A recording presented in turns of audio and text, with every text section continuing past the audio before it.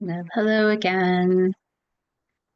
This is the last of this social media blitz. This is the last event. This is the Meet the Founder event. Not sure if anyone's gonna join me for this one either, but I'm going to tell my story. And I think what I'll do if nobody joins, I'll just share this on YouTube because it's a pretty powerful story. So I'm going to give it a couple minutes, but it's been a pretty powerful day. A couple of the speakers did join us on the socials and on the Zoom. So it was a pretty good day.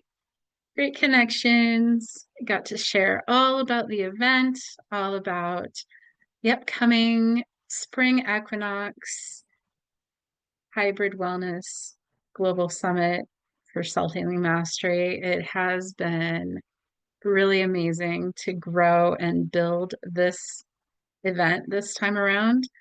I've learned a lot over the last 15 years of running these integrative wellness expos and conferences.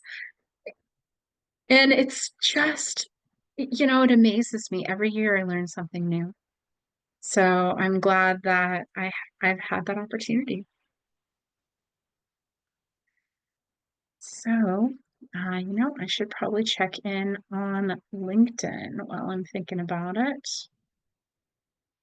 And just take a peek over there. If anybody reached out for the Zoom link or anything. Looks good here. Notifications, don't see anything there. Got a couple of reactions to the post, nothing there. Take a look there.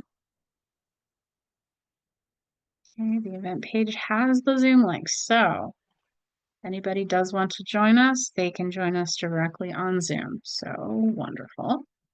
Okay, just wanted to make sure.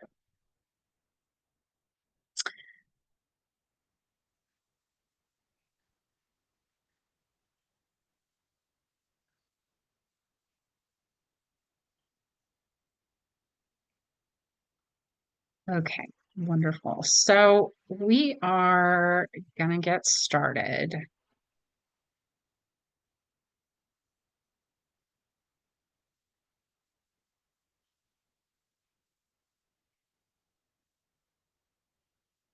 Just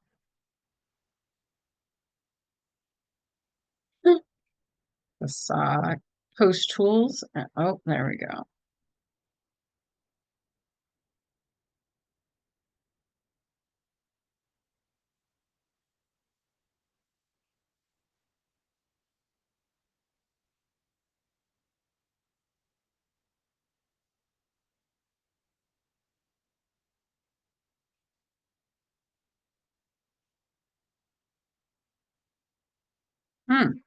Okay. So we're here to meet the founder of the Integrative Wellness Collective, which is me. I really, this goes all the way back to my childhood. Uh, I was really in an interesting situation as a kid. As a child, I was really drawn to natural healing, and I didn't really understand why back then, but I knew that there was something about healing and something about medicine that didn't make sense. And, it was really interesting because in my 20s, I had asthma, and I had a doctor tell me that firstly, that asthma is 50% in your head. And I thought to myself, well, that's interesting. If I can control the asthma, then why do I even have asthma? So that was the first aha moment. The second one was if you drink more water, your hydration level affects your ability to breathe better. And I was like, whoa, okay, wait a minute. There's something here. Then a little bit later on, I was having stomach issues. This was like I was getting burning and all this weird stomach stuff, and ended up getting referred to a gastroenterologist. And so I went to see this specialist, and the specialist, rather than giving me medication, which I mean, back then it was what Hepsid AD, I think was the medication. And they literally said, this doc said, you can simply avoid these 5 things and you probably solve all of your problems. It was avoid anything salty, creamy, sugary, oily, or spicy. And I was like, oh my God, that's like my entire diet. Everything I eat is something in that category. So it really got me thinking about nutrition.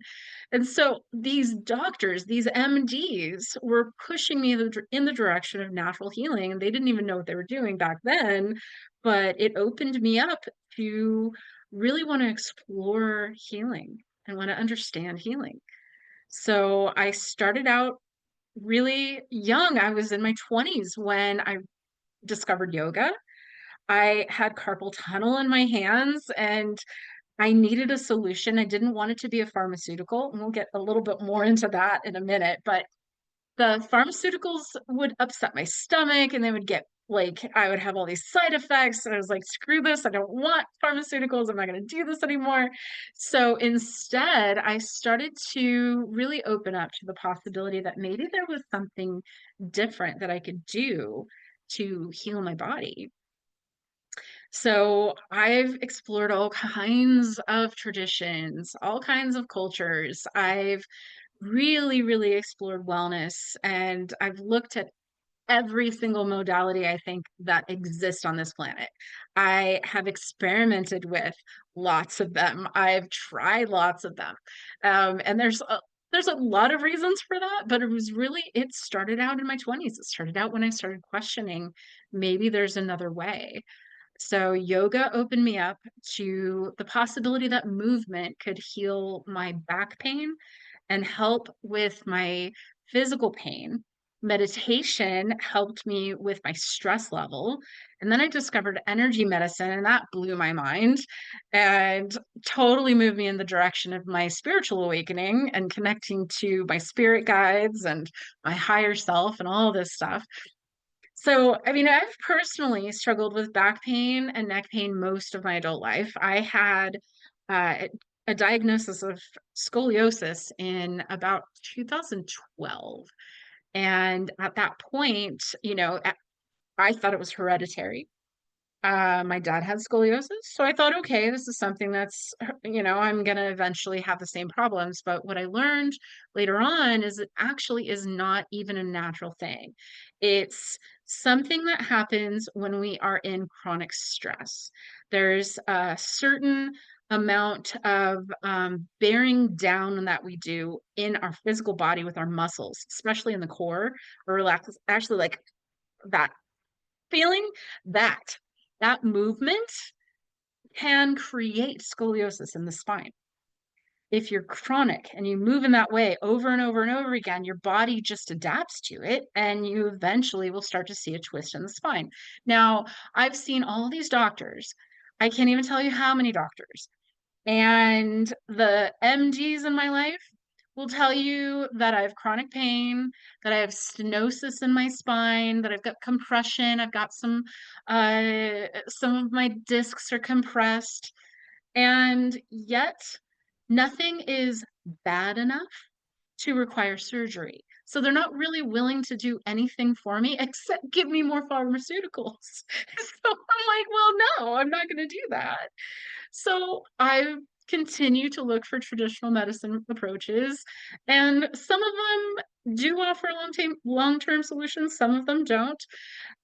Some of them are worth exploring and continuing in, and some of them aren't.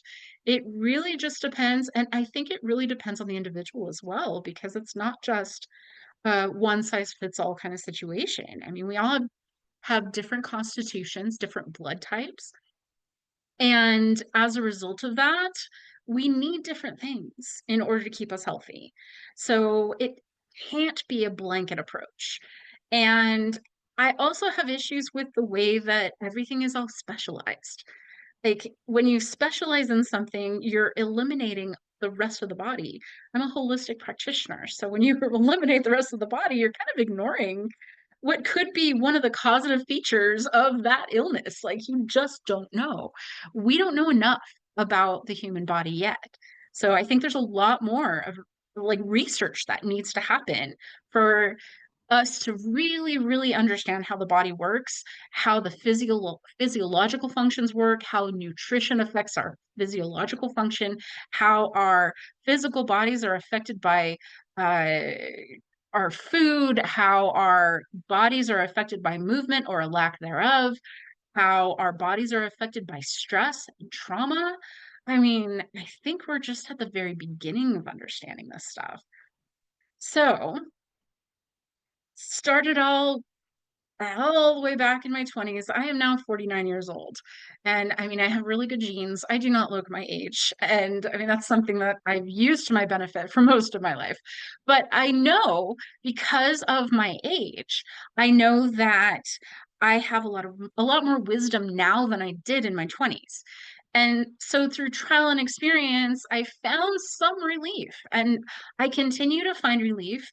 I have a somatic movement practice that is based really, it's a combination of yoga, Pilates, Moshe Feldenkrais. There's some Feldenkrais movement techniques in there. Thomas Hanna, there's some somatic movements in there. There's a lot of breath work in there, and there's a lot of just me being completely mindful and moving slowly and listening to my body. And I've actually written pretty extensively about this physical practice because it felt like this is something, it's like a mishmash of concepts that I brought all together to help my body to relieve myself of pain. So, like, I will literally lay on the bed and I'll do these stretches. And by the time I'm done, most of the pain has gone from like a 6 on a scale of 1 to 10 to about a 3 just with movement. So I know that this is possible. I know that it happens. It's real. So I have this nightly somatic movement practice. I use it to unwind my stress, to reduce my physical pain. And this practice helps me sleep. It helps me be a rational human being on this planet. It helps me relieve myself of what would be chronic and really intense pain. So I've explored a lot of breathwork practices. As a yoga practitioner, I use pranayama. I use different pranayama practices as part of my breathing and part of my just stress mastery techniques, emotional regulation techniques. I'm a plant-based nutrition nut. I love nutrition. That's part of my education. And because of that one doctor that said, drink more water and you can resolve your asthma, I drink water consistently. It's pretty much the only thing I drink. I have coffee in the morning and then I switch to water and I drink water the rest of the day. And so water is my thing. I love water and I've done all kinds of research too. And if you look in my history, I actually was a multi-pure uh, water purifying dispenser practitioner. I would sell these products. I'm totally into Enagic, which is the Kangen water program. I love the idea that water can heal our bodies. And oh my God, when that research, I think his name is Metaseyu, the doctor who researched water, I started doing like actual practices where I sit there and hold my water and say, I love you. And I swear it changes the frequency of the water. It's so cool. So like I will practice things because I know that they work. I practice things because I know that it makes a difference. I know that food can be medicine. I know that food can be poison. I know that there are a lot of toxins in the world, and this was another part of my education as a young person was toxins that would cause skin reactions or stomach reactions. where I started to change my diet simply because of the gastroenterologist saying, hey, maybe it's the salty, spicy, creamy, oily, sugary. This is really the basis of the standard American diet. So when you look at the standard American diet and look at all of the fat and the salt and the sugar, it's like, what else can you eat? And so you start to think about whole foods just as a natural progression. What's next? You have to. And so I started to explore. This was way back in my 20s, into my 30s. I started to change my diet, change how I ate, and it really made a difference. So my approach to healing has always been natural. I really don't like taking pills. I've always wanted to address the root cause of my pain. And so I've never really accepted when a doctor wanted to give me a diagnosis of like fibromyalgia. I'm like, seriously, dude, this is in my spine. It's not fibromyalgia. I don't care what you say. Um, I know that you're just guessing anyway, because fibromyalgia is kind of a catch-all diagnosis for a lot of people, and it's BS. So I was like, no, we're not going to call me fibromyalgia. That's not what this is. Let's keep looking. And ultimately, I finally had the MRIs to show that my spine was the problem. I have now at least physical proof that it is in the spine. So that's great. So now I'm working with a physical therapist who's helping me with my core strength to help build my muscles around my core so that maybe my spine could heal. So I've done a lot of integrative wellness practices, a lot of physical movement practices, a lot of mindfulness practices as well. So this exploration of all of these modalities, my passion for wellness really, really led me to explore a diverse amount of healing therapies. And this really started in Ventura when I was in the holistic health studies program. I studied holistic health studies, and I had the benefit of having a speaker from a different modality every single week in one of those classes. And so I learned all about the holistic therapies, about herbalism, lymphatic massage, colon hydrotherapy, breath work, mind body therapies, meditation, Zen Buddhism. Uh, Yoga was in there, dance was in there. What else? Feldenkrais, I've mentioned before, Moshe Feldenkrais, really cool movement practitioner who was around in the early 1900s. I think he just recently died in like 1980 or something. But he studied the concept of how we move and how we learn movement from our parents. So, like, say for example, your dad had a limp. You as a child would watch your father's limp and try to emulate your father in the way that he walked. What's interesting about this is that would eventually cause problems in your spine because you're trying to emulate movement that is not physiologically proper for your body. So that's what Moshe Feldenkrais studied, and he studied movement therapies that would help solve those muscle problems. Flash forward 100 years, there's a woman named Katie Bowman who practices a concept called restorative medicine or restorative exercise. And she teaches a very similar concept that when you can move your muscles to help resolve the improper movements that you've learned from your parents. Amazing stuff. This goes to the direction of somatic movement and something I'm really passionate about. I've studied nutrition, I've studied herbalism. I have really, really looked into all of these different concepts. I've read about 100 books on wellness and holistic health and self-healing and alternative medicine. My personal wellness library, I probably have over 250 books. I haven't read them all because who could? But my intention really was to turn that into a lending library because I felt like, there's so much value here that eventually they'll probably end up in the Integrative Wellness Collective's office and there'll be a lending library. But for now, It is in my personal library. And I mean, there are topics in there such as integrative health, energy medicine, neuroscience, personal transformation, a lot of self-help books, a lot of even money management books. There's a lot of books about business management. I'm such a geek. I'm a nerd. I love computers and technology. So there's a lot of books in there about that. I also am a social entrepreneur, so a lot of books about that. So I love books. The tangible ones are my favorite. The ones that you can hold in your hands and smell the spine. That's just my thing. I love books.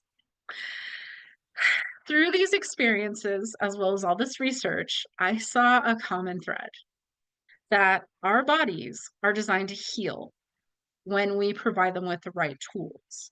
And this concept, this realization is a powerful realization because it takes our personal responsibility. So that's a huge part. Second, it's about knowing what tools you need. And I found, like I said before, we're all different. So some of us need certain tools, some of us need other certain tools. It really depends on the individual and what kind of tools you need. So this journey has reinforced my commitment to bring holistic wellness to a wider audience, which is essentially why I created the summit, because I felt like there's so many people that don't know. First, that they need to take personal responsibility. Second, that they have a self-healing modality in their own body. Our bodies are natural self-healing mechanisms, but we create such unhealthy environments for our physical bodies that they can't heal. They can't move forward because we're consistently consuming toxins. We're consistently putting crap in our bodies. And I mean, it definitely points to this concept that we should be treating our bodies like a temple. That's something that, I mean, spiritually, there's a reason for that, but physically, there's also a reason for that. That when you treat your body like a temple, you care about what you put into it. You're mindful about the nutrition. You're mindful about hydration. You're mindful about exercise. You're mindful about movement. You're mindful even about your thought processes. Maybe you're not willing to be in an abusive relationship because the abuse is causing trauma in your body. It's these things that have really given me a well-rounded understanding of healing practices. This is why I am who I am and why I've created what I've created, because I just feel that there's just so much more that people need to know. That it's going to take years for me to really develop the organization, but also the education part of this organization that I feel is really necessary to make a difference on this planet. But for now, it's really just about telling my story and recognizing that all of it is interconnected. So, I mean, my journey really is about these wellness practices. It's about the realization, it's about the knowledge and about the empowerment and about all these practical tools. But I mean, it didn't start there. I started out in corporate America. I worked in a 9 to 5 job and I was working on a computer. I went to a computer education school. I learned all about the Microsoft systems engineering. I'm a computer geek. I love computers. This is something that I started out in, but computers caused carpal tunnel syndrome in my body. So instead of being able to continue in that career, I would have been stepping into like probably either systems engineering, doing that kind of thing, or I would have been working in like a help desk kind of situation. But instead, the universe had different plans for me. So I had the carpal tunnel release surgery. I have scars on my hands from the surgery. And that's around the time that I discovered yoga. It was I was actually sitting in my living room recovering from the surgery. I was watching Fit TV, and there was this TV show called Breathing Space Yoga, and it sounded really cool. I'd never really considered yoga. I'd never seen yoga before.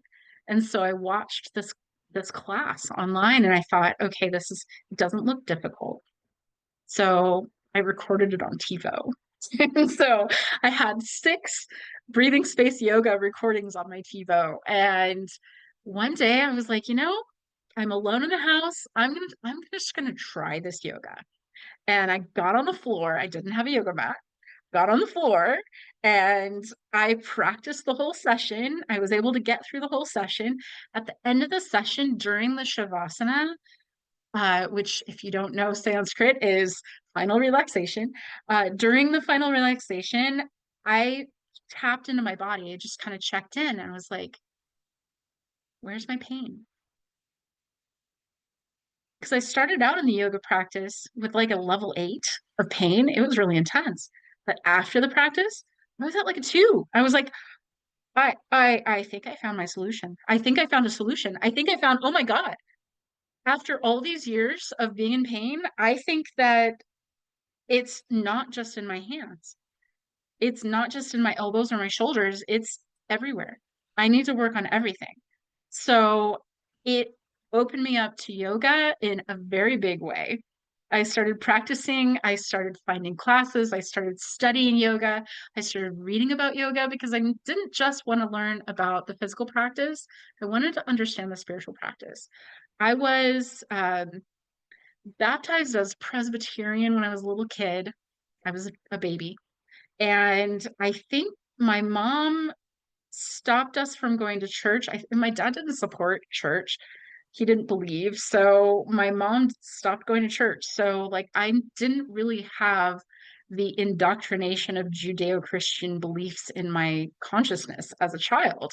And I am really thankful for that because it allowed me first to explore religion and spirituality, but second, because it allowed me to be curious and not have like this static religion that I must believe.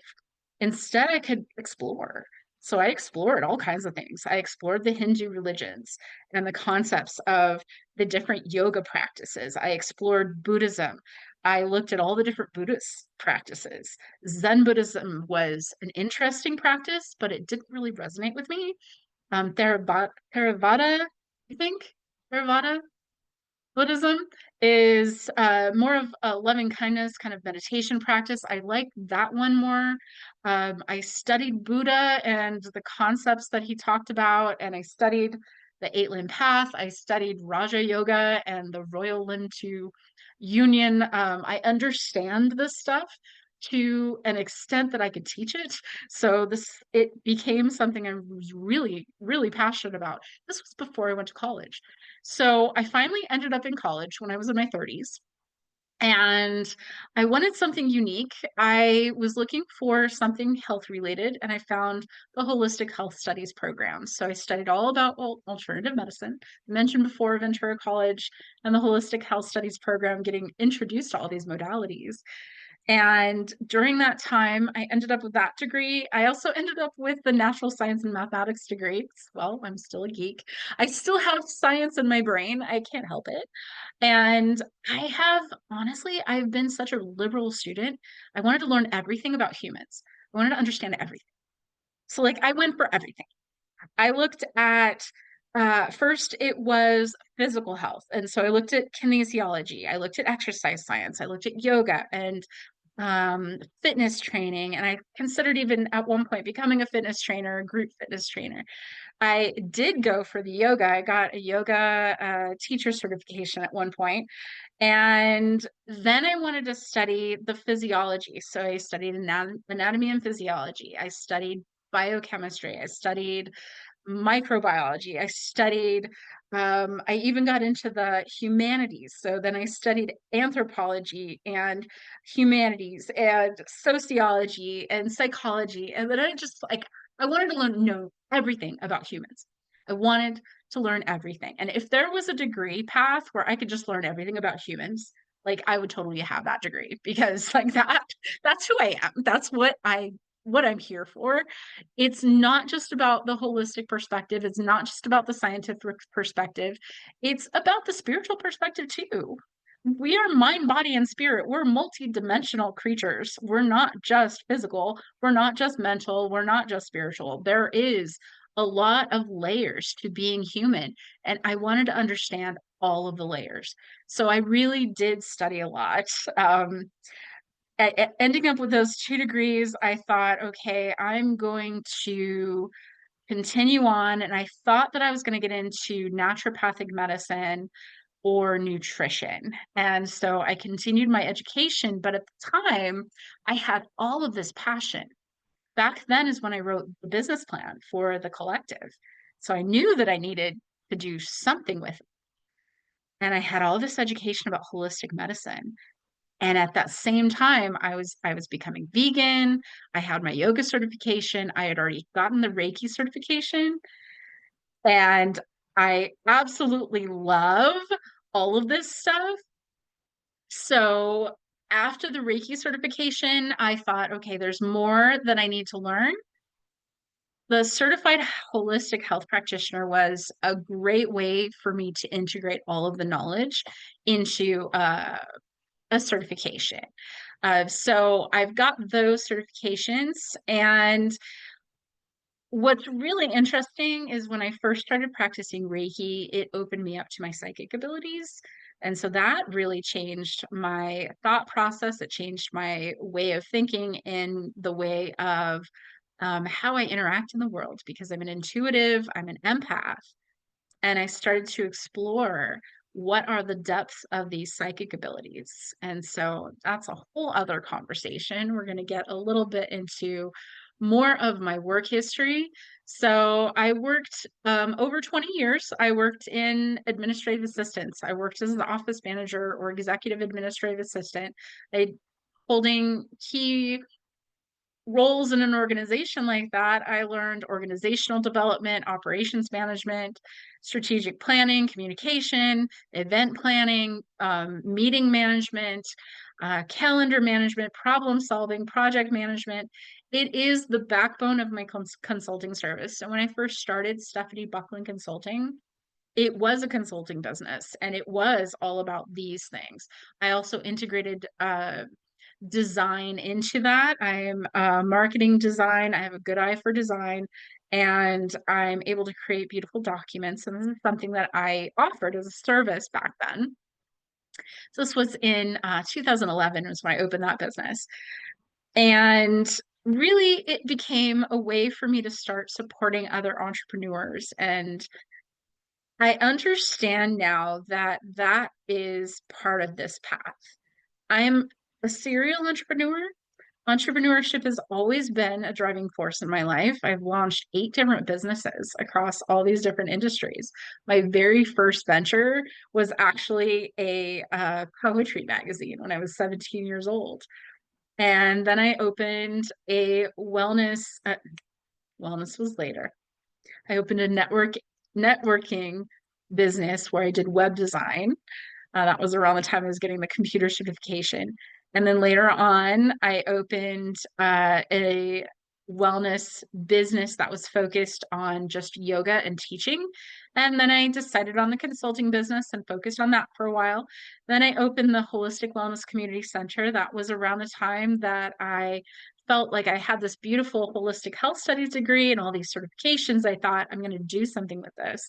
So rather than continue my education, I went for a business. The Holistic Wellness Community Center of Ventura was my first iteration of the Integrative Wellness Collective. So this was a great opportunity for me to learn about how to build a business. So the Integrative Wellness Collective is my 8th and most impactful venture. It's blending my passion for holistic wellness, business strategy, and community building. And through my entrepreneurial journey, I've learned how to build, launch, and scale businesses from the ground up. I've learned the importance of adaptability and innovation in evolving industries. I've learned the value of collaboration in creating sustainable success. And my firsthand experience as a serial entrepreneur has allowed me to guide other business owners with practical and real world strategies that foster both personal and professional growth. So, I mean, I can't deny the consulting side of my business because it is part of me, but I am a healer. So when I first opened the Wellness Center in California, my vision really led me to open a space. I wanted a physical location. So I created the gathering space for practitioners and individuals who were seeking natural healing modalities. And back then, I created an optimal wellness program. It was based on everything I'd learned in the holistic health studies program, and nutrition and fitness and combined it all into one optimal wellness program. It was a 12-week program that I actually rolled out as a test study, and I experimented with people and ran a coaching service essentially. And that's what the Holistic Wellness Community Center offered as our primary service. But then there was also other things that we did, including the Integrative Wellness Expo and Conference. The evolution of the collective has led to a much different format. So when I closed the business in 2016, the Holistic Wellness Community Center, I knew that I was going to come back to it, and I knew that there was going to be some shifting in the way that I ran it. I knew that I couldn't run it by myself. I knew that I couldn't do it in the same way that I did. And I wanted to basically find a way to run an organization that would be more sustainable. And so in my research, I came upon this idea that maybe it could be bootstrapped.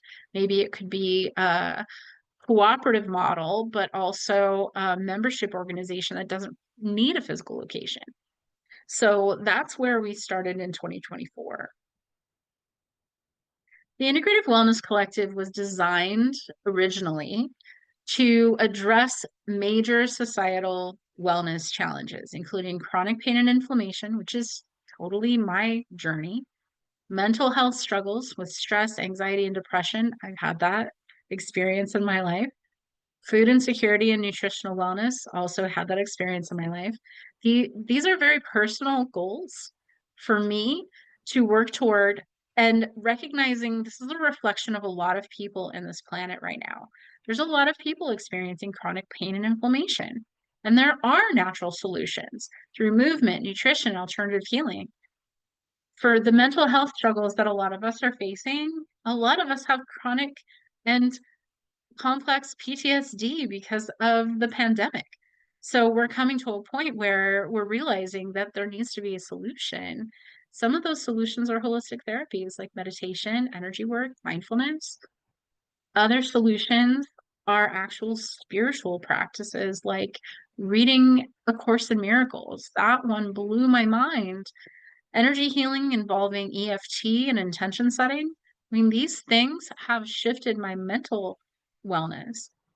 Then when you bring in food insecurity, I experienced, as a result of closing the wellness center and the challenges that I had at the end of my experience in Ventura, I was actually homeless for a year. For 2017, from the beginning of the year to the end of the year, at the beginning of the year, for 3 months, I was living in a homeless shelter. The end of the year, I was living in a tent. And that was around the same time of the Thomas fires. And I called my mom. It's like December 17th is the date that I left California. December 17th of 2017. I left California, and I ended up going on a bus to a train, took a train to Colorado to stay with my mom. And at that time is when I was accepted to ASU. ASU accepted me for the nutrition program. And so I continued my education, and I was pretty beaten down. I had to close the wellness center, which was my dream business. And I thought that I failed. I thought that I broke my beautiful organization. And so it took some time for me to do some of that healing and realization that the failure was for my education. And really, had I not had those 2.5 years in business, I wouldn't be here now. I wouldn't be at this place. We're creating this beautiful membership-based cooperative. In 2024, the Integrative Wellness Collective became a cooperative model, sharing a space for wellness professionals and small business owners. So the organization really expanded to include a collective of healers. It is less about serving the community at this point. Phase one is about serving the holistic practitioners in their business development, in networking, in educating them on business support, sustainable business practices. And so the shift has allowed us to create a thriving ecosystem where entrepreneurs can support each other. We bridge the gap between business strategy and holistic healing. and foster a self-sustaining wellness movement that empowers practitioners and clients alike. And so our global collective of healers, we're actually starting out with healers, not just in Arizona, but across the country. And we're elevating holistic health as a mainstream solution. So the goal of our collective is this visibility. It's the reason we're doing this event is to give healers a platform, give them an opportunity to have an educational platform to educate the community on their different modalities. So we support practitioners in growing their businesses and reaching more people. This is the primary goal of the organization. But through our online platforms and in-person events, the Integrative Wellness Collective fosters a collaborative and uplifting space for wellness practitioners. And we do a lot of community engagement and public events. Our signature event that you are attending right now is the Integrative Wellness Expo and Conference. This is a hub for self-healing mastery. It is really about educating the people on their personal responsibilities. So bringing together these experts from a diverse wellness fields, we offer attendees a chance to experience holistic health practices firsthand, and we show the latest research, practices, and business strategies in integrative wellness. We offer business empowerment workshops and networking events. So our organization is very much about event production because a lot of what we do is for event production. So we host mastermind groups, we host networking events, and the business empowerment workshops have been a lot of fun. We've brought in a lot of really powerful speakers in the last year, all about healing our industry, healing the wellness industry, and being more effective in our businesses. And we host speaker meet and greets and wellness summits. And so this event that we're hosting this time is a hybrid event. We are online for the first 3 days and then in person the last day. The event in September is actually 100% virtual. So that will be an opportunity for more of a global audience to attend and be a part of our summit. So the bigger picture is really a movement for holistic health. You know, when I was young, it was a mantra that I came up with, or a motto: fighting for love and healing the world one person at a time. And I constantly come back to that motto, and it still is part of my business and part of what I do. My personal healing journey has really led me to create a collective movement, ensuring others have access to these natural healing tools, because I know that I have a unique education in wellness. I know that there were practices that I learned early on that I just didn't understand. And now that I'm older and wiser, I can bring it all together into a more cohesive unit and give people access to these things. The Integrative Wellness Collective is more than an organization. It's a community dedicated to self-healing, holistic living, and global transformation.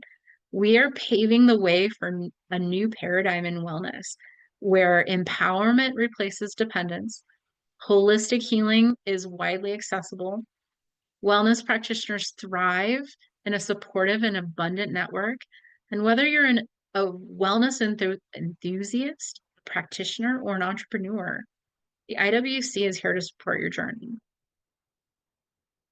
And thank you for being part of this movement. I believe that when we take ownership of our health and well-being, we transform not just ourselves, but the world around us. I invite you to explore the Integrative Wellness Collective, connect with like-minded individuals, and step into your power as a self-healer. Let's create a healthier future together. Thank you.